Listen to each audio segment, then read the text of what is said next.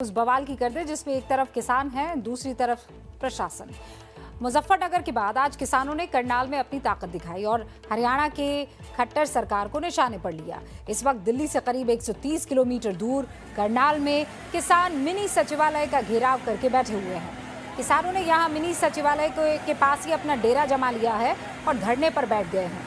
किसानों का जो रुख नजर आ रहा है उससे साफ है कि वो फिलहाल वहां से हटने के मूड में नहीं है। किसान नेता प्रशासन को खुली चुनौती दे रहे हैं कि जब तक वो किसानों की मांग नहीं मानेंगे तब तक किसान वहां अपना धरना नहीं खत्म करेंगे। किसानों का ये तेवर देखकर प्रशासन भी एक्टिव मोड में नजर आ रहा है। प्रशासन ने वहां पर इस वक्त पुलिस फोर्स की जबरदस्त तैनाती कर ली है।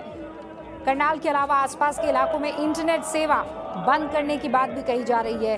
किसान इस वक्त तो मिनी सचिवालय पर डटे हुए हैं, लेकिन इससे पहले किसानों ने आज शाम जब मार्च निकाला तो भीड़ देखने लायक थी।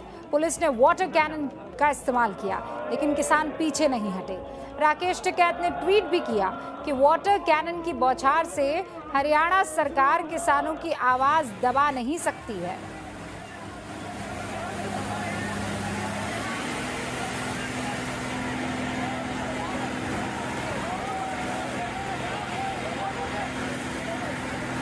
तो ये दो तस्वीरें इस वक्त टेलीविजन स्क्रीन पर आपको दिखाई दे रही है। एक तो राकेश टिकैत इस वक्त धरना प्रदर्शन कर रहे हैं, मिनी सचिवालय के सामने धरने पर बैठ गए हैं। उनके साथ बाकी तमाम किसान जुटे हुए हैं, डटे हुए हैं। और दूसरी तस्वीर में आप देख सकते हैं जब प्रशासन की तरफ से वाटर कैनन, पुलिस की तरफ से वाटर कैनन का इस्तेमाल किया था।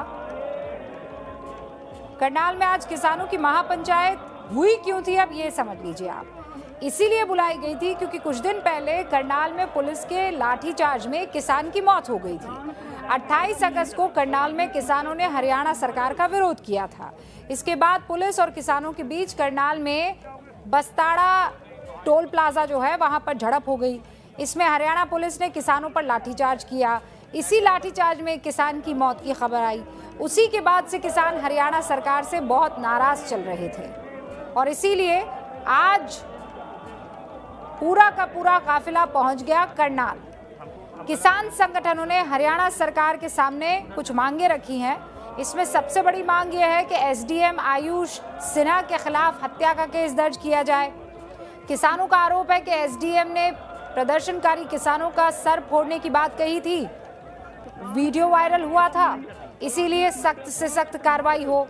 इसके अलावा किसानों की ये मांग है कि करनाल में लाठीचार्ज में जिस किसान की मौत हुई उसके परिवार को 25 लाख रुपए मुआवजा मिले। मृतक किसान के बेटे को सरकारी नौकरी की मांग रखी गई है। लाठीचार्ज में घायल किसानों को 2-2 लाख रुपए देने की मांग कही गई है। किसान ने अपनी मांग पूरी ना होने पर महापंचायत और विरोध प्रदर्शन की चेतावनी दी और आज उसी चेतावनी को पूरा करने की कोशिश में किसान नेता दिखाई दे रहे हैं।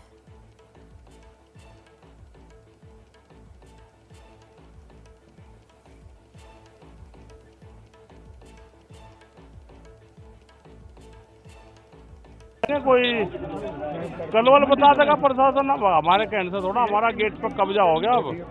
अब तो आराम से बैठ के बात कर रहे हैं, तो आराम करेंगे। यहाँ अपना कपड़ा लत्ता मंगवाने, खाने पीने का इंतजाम कर रहे हैं। कर लेंगे बात, हमें तय करके बताएगा क्या बताना उन्हें। और चलिए जरा रुक कर लेते हैं मेरे सहयोगी अंकित का। अंकित के पास जाएं उससे पहले किसान नेता क्या मन बना कर आए हैं, मूड क्या है, आप सुन लीजिए। इस तरीके से सरकार ने बर्बरता से 28 तारीख को चोटें मारी हैं, उसका रिएक्शन हुआ है। न्यूटन का ये थर्ड लॉ यहाँ एप्लीकेबल हुआ है, every action has equal and opposite reaction. और अब हमने तालिबान से, हरियाणा का जो तालिबान मुख्यमंत्री है उससे करनाल का हेडक्वार्टर छीन लिया है। और अब धीरे धीरे अगर सरकार नहीं मानती तो 22 के 22 जो सचिवालय हैं हरियाणा के, वहां भी किसान अपनी सरकार चलाएगा।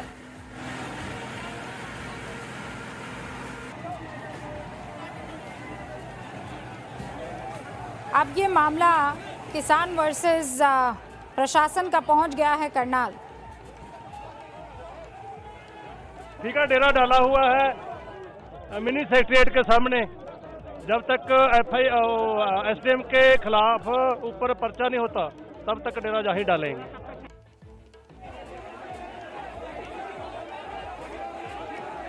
और हरियाणा सरकार की तरफ से कहा जा रहा है कि हर मसले का हल बातचीत है।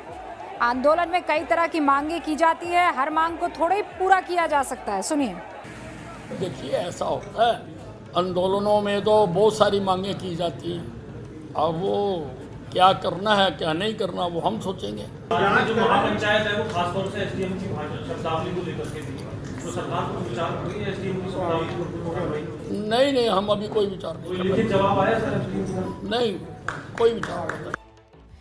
करनाल में जो कुछ हुआ, कांग्रेस ने उसकी तुलना जलियांवाला बाग से कर दी और पीएम मोदी से तीखा सवाल किया। कांग्रेस ने पूछा कि अगर तालिबान से बात की जा सकती है तो किसानों से क्यों नहीं की जा सकती है। सबसे पहले पूरे देश ने देखा खट्टर और मोदी सरकारों के इशारे पर एक आईएएस अधिकारी, एक एसडीएम पुलिस को किसानों का सर तोड़ने और सर फोड़ने का करनाल हरियाणा में आदेश देता है। उसके बाद पुलिस किसानों के सरों पर लाठियां मारती है, जलियांवाले बाग के डायर की याद दिलवाती है। किसान के खून से करनाल की सड़कें लहूलुहान बना दी जाती हैं, पर किसान फिर भी संयम रखता है। तो हजारों की संख्या में धरती पुत्र किसान, न्याय मांगते शांति प्रिय किसान और हजारों जवान आमने सामने हैं। वाटर कैनन चल रही है, पानी की बौछारें किसानों पर की जा रही हैं। मोदी जी, खट्टर साहब, जब आप दोहा जाकर तालिबान से बात कर सकते हैं तो देश के धरती पुत्र अन्नदाता किसान से क्यों नहीं, जो इस देश का पेट पालता है और प्रधानमंत्री के घर से 10 महीने से 20 किलोमीटर दूर बैठा है दिल्ली की सीमा पर, जिसे आप दिल्ली आने की इजाजत नहीं देते। और इस वक्त मेरे सहयोगी अंकित हमारे साथ जुड़ चुके हैं, जरा उनका रुख करते हैं। अंकित, मामला 28 तारीख का है, ठीक 10 दिन बाद मिनी सचिवालय का घेराव कर लिया जाता है। इस बीच राकेश टिकैत को जगह जगह पर हमने भी देखा, आपने भी देखा, वो पंजाब भी गए, वो दूसरे तमाम इलाकों में उत्तर प्रदेश के दिखे। अचानक करनाल का रुख हो जाता है। क्या इस वक्त आपको ग्राउंड पर दिखाई दे रहा है? रूपिका, निश्चित तौर पर अगर हम राकेश टिकैत की बात करते हैं, किसान नेताओं की बात करते हैं, तो उनका मकसद क्या है? उनका मकसद ये है कि पिछले 8-10 महीनों से सरकार से बातचीत करने की कोशिश हो रही है, लेकिन जनवरी के बाद से कोई बातचीत हुई नहीं है, बातचीत रुकी हुई है। लिहाजा अब एक बार फिर से दबाव बनाया जाए। और दबाव भी क्यों?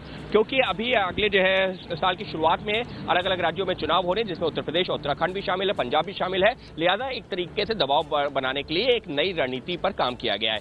अब बात की जाए करनाल की। करनाल में 28 तारीख की घटना हुई थी, उसके बाद में जो किसान थे वो लगातार ये सरकार से और प्रशासन से कह रहे थे कि जो दोषी लोग हैं उनके खिलाफ आपराधिक मुकदमा दर्ज हो, और उसके अलावा जो पीड़ित परिवार है, जो किसान जिनकी मृत्यु हुई है, उनके परिवार को मुआवजा दिया जाए।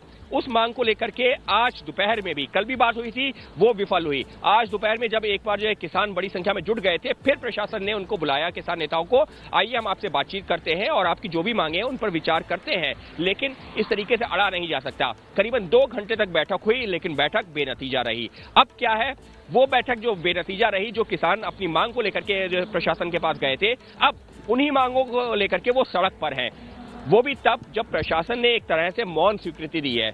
अगर मैं कहूं कि प्रशासन ने मौन स्वीकृति दी है तो उसके पीछे की वजह है। वजह क्या है कि जब किसानों ने मार्च शुरू की अनाज मंडी से और सचिवालय की तरफ, मिनी सचिवालय की तरफ, तो उस दौरान पुलिस ने उनको बहुत ज्यादा रोकने की कोशिश नहीं की। कुछ पॉइंट्स तो ऐसे थे जहां पर पुलिस ने बैरिकेड लगाए हुए थे, लेकिन जब देखा कि किसान उसको फांद के जा रहे हैं तो बल प्रयोग नहीं किया, सिर्फ एक पॉइंट पर पानी की बौछार की गई। तो कुल मिलाकर के कहा जा सकता है कि सरकार और या प्रशासन और किसान नेताओं के बीच में जो एक मौन कहीं सहमति बनी थी, उसी के तहत पूरी योजना पर जो है काम हुआ। लेकिन माहौल कहां से बिगड़ा? माहौल तब बिगड़ा जब ये किसान नेता पहुंच जाते हैं मिनी सचिवालय और वहां पर ये बयान देते हैं कि अब तो हम यहां पर पहुंच गए हैं, अब आगे तय करेंगे क्या करना है, इस पर तो हमारा कब्जा हो गया है। और बात वही नहीं रुकती है।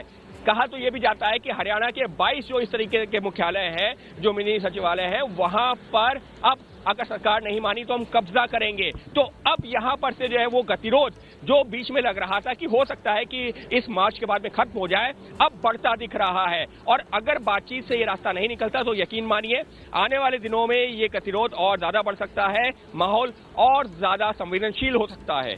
जी रूबिका, और इसी पर नज़र बनानी होगी। अंकित, बहुत बहुत शुक्रिया ग्राउंड रिपोर्टिंग के लिए भी और सारी डिटेल्स हम तक पहुंचाने के लिए। तो कह रहे हैं कि भाई मिनी सचिवालय पर कब्जा कर लिया गया है और जब तक सरकार हमारी मांगे नहीं मांगती है तब तक हम पीछे नहीं हटेंगे। एक ब्रेक के लिए हम रुक रहे हैं, लौटेंगे जल्दी। अब कितनी देर तक आप हंस की चल सकते हैं बताइए, यही हो रहा है वहाँ। सबसे ज्यादा अगर किसी का बोलबाला रहा है तो वो क्वेटा शूरा के चेहरों का रहा है प्रदर्शनकारियों के लिए। अच्छा, इस बीच ये भी सुनिए आप, तालिबान की तरफ से प्रेस कॉन्फ्रेंस में एक सवाल जब पूछा कि आप महिलाओं पर, प्रदर्शनकारियों पर अत्याचार कर रहे हैं, उनके साथ बदसलूकी हो रही है, गोलियां चलाई जा रही है, तो जवाब तालिबान की तरफ से आया है कि दरअसल हमारे जो ये सुरक्षा कर्मी है ये प्रदर्शनकारियों से डील करने के लिए ट्रेंड नहीं है, इनको ट्रेन किया जाएगा। प्रदर्शनकारियों के लिए हमारी पुलिस जो है वो प्रशिक्षित नहीं है, ये तालिबान की तरफ से कहा जा रहा है। प्रदर्शनकारियों से कहा कि नियम कायदों में रहें और ये जितने भी प्रदर्शन हो रहे हैं ये विदेशों से प्रायोजित है, तालिबान आरोप लगा रहा है।